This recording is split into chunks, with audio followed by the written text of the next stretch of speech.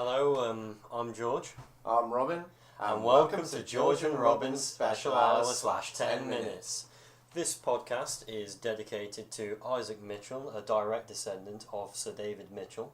He's actually either his dad or his godfather, we're not entirely sure. It's one of the two. Yeah, Godfather doesn't need to be in your family, you know. No, it doesn't really. My godfather's called Pete.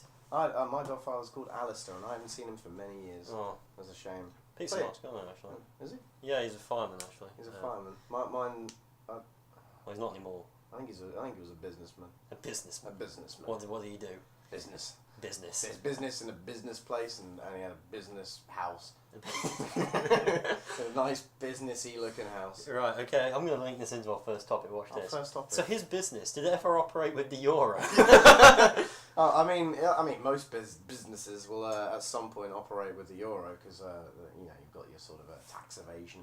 That's nothing to do with the euro, really, is it? But Tell that to Volkswagen. Oh dear, and Jimmy Carr. But, I think the euro is going pretty much the same way as Glenfell Towers did. Horribly up in smoke. Yeah, I mean it's a shame. I think having a universal currency is not an awful idea. I think it sort of works quite well. It means that you don't sort of lose money in between transactions in a way. Yeah, but it sort of goes a little bit to pot. Like a certain country, naming no names, Greece, sort of just like has a little bit of an economic crash and then brings Germany down with it a bit. Were you talking about Greece by any chance? I was talking about the musical. Oh, okay. Oh, fair enough. Yeah, the musical did severely crash the euro, and it's just a damn shame, to be honest. When was Greece released? When was Greece released? What, the musical or the film? The film, I think it was in the 1800s at some point, but I'm pretty sure John Travolta's got past it now.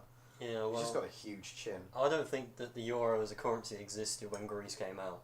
That's true, yeah. No, it didn't. I reckon Greece was around a couple of decades before the euro. Maybe 4 decades? 4 decades? 4 decades. The euro come around in the 80s? Like 400 years ago. Oh, 400 years ago? Yeah, 4 decades. I mean, it's possible, isn't it? No. I don't see. I'm one of the Greek nihilists. I'm not 100% sure if Greece is actually even there. I mean, I know I've visited it a fair number of times, but each time I went there, I was like, it just all looks a bit fake. How many times have you been to Greece? I've been to Greece, I think, 4 times. I've been 5, you wanker. Oh shit. Yeah. Oh wait, are we supposed to swear in this or? I don't know. Is it a family friendly podcast? Cunting it, isn't it? Right. But no, I went to Greece. I've been to the former capital of Greece, now called Nafplio. It's always been called Nafplio, but it's just now it's called that. But it's expanding at an alarming rate. Really? Yeah, it's getting a lot bigger. Each time I go back, it's sort of spread out another mile in every direction. It's a bit annoying. I don't like it. That's interesting. It's like inflation of a place. Didn't your mum go to Greece? Isn't that where she met your stepdad? Yeah, my dad actually. Oh, your dad, yeah. You were conceived in Greece, weren't you? I was conceived in Greece. I even know where. That's a bit too much information, isn't it, really? Yeah. The fact that I know where. But, my mum moved to Greece when she was 18. Spent 18 years there. Then met my dad and it all went downhill. And then had to go back to England, had to live in a place called Halifax.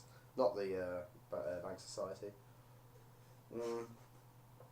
But and then I ended up here, and somehow I'm doing this podcast now. Yeah, well, I think that was all new to Isaac, really. He's been guiding you along, hasn't he? I'm pretty sure Isaac has been at most of my life events. Let's say, I think Isaac is my godfather. Is he? Right, I think he was.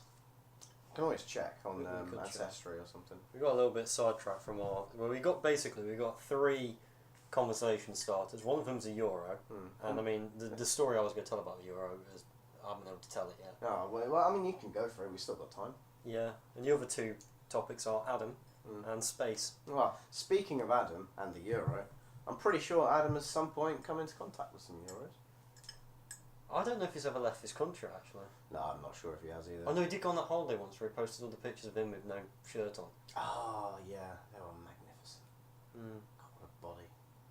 So Adam is a guy that we lived with in first year. Robin and I both got randomly placed into a flat together with a big muscly armed guy called Adam.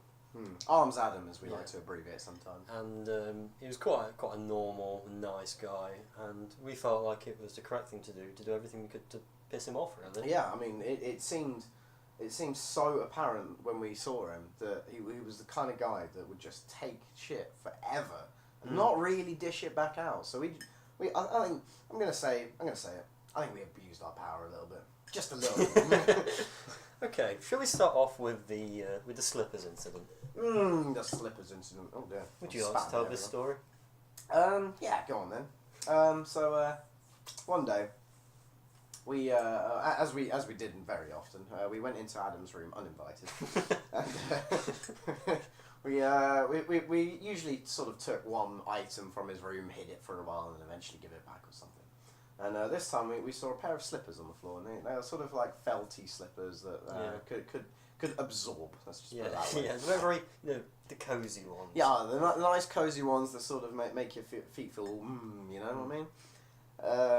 So we saw all these slippers and we thought, oh, I've got a great idea for these. So we took them, and then we went into the kitchen and we thought, right, okay, why don't we put them in the freezer? That'd be funny. We can leave them in the freezer. They'll be nice and cold. So because it was quite warm at the time, we thought, well, so you could take them out and cool his feet down. So a service. Yeah, exactly. I think we were doing a service. But then we thought, what if we didn't? What if we didn't do him a service and actually did him something that would kind of annoy him to the point where he thinks that we owe him £80? So what we did is we decided to run them under the tap for, I don't know, 2 or 3 minutes, just to make sure that they were completely sodden and just wet through and through. And then we thought we'd do is we pushed them together into each other. So imagine the top part of the slipper of each slipper was pushed into the other bit. And then put them in the freezer. So what happened in the end is that you could pull out effectively a slipper lolly. And, they were so frozen that you could probably knock someone out with them. Yes. And was Adam happy with it? I'd say he was furious. Furious is one of the words I'd use. Instead of leaving them to defrost, maybe in his shower or something like that, he just binned them. Yeah, he just straight up binned them, which I mean, they were nice slippers and all that. They were salvageable, but I think the thing that was kind of the funniest is that he didn't find them straight away, did he? No, it took him about a week. Yeah, it was about a week until he actually found the slippers. And I mean, that was a classic Adam story. But I think one of my favourite Adam stories was the egg incident. The egg incident. George, talk us through the egg incident. Well, Adam often liked to just sort of come into my room because that was just sort of his job, as he felt it. And one day, Robin and I decided it would be a good idea to throw eggs at Adam. So we both went and got an egg from the kitchen, and when Adam made his way over to our room, we... just to clarify, they were uncooked eggs. Yes, they were raw, shelled eggs. Your standard eggs. And Adam came over, and he had his phone in one hand. Quite an expensive phone, that is a Samsung Note 4, yeah. Something like that. And anyway, I shouted, Adam, catch, and threw an egg at him. And he caught it, and he went, what the fuck are you doing? And then Robin said, Adam, catch. Now remember, he's got an egg in one hand, he's got his phone in the other. Robin threw an egg at him, and Adam just let it go all over him. It hit his leg, it went up the wall. And these are expensive jeans as well. Oh yeah, they were upwards of £40. And I remember him being so furious he couldn't actually say anything. No. There was a brief sort of 5 seconds of shock. Yeah. And then we locked ourselves in my room, and we hid for about an hour, didn't we?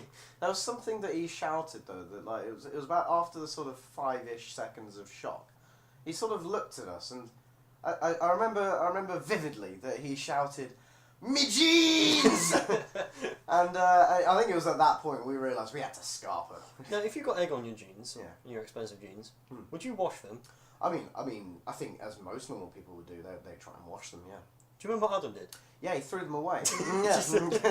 I mean, it's not like it's sort of like white jeans and it was red wine or something like that. They were pretty dark bluish jeans with I wouldn't say the entire egg even. I think it was just a bit of the white. And he thought they were so utterly ruined that they just had to be binned. Yeah, it was a shame. That was a damn shame, but you know, that was the story really. There are many and many other stories of Adam, but I think they'd take about 2 days to get through. So, Oh yeah, I mean we did thoroughly abuse him. yeah, we did thoroughly abuse him. But we're about up on our 10 minutes right now, so I mean we didn't even cover our space topic. That's one for the next podcast, I isn't think it? that's one for the next podcast. Well, thank you very much for listening, Isaac. Yeah, thank you, Isaac. You'll be the only listener.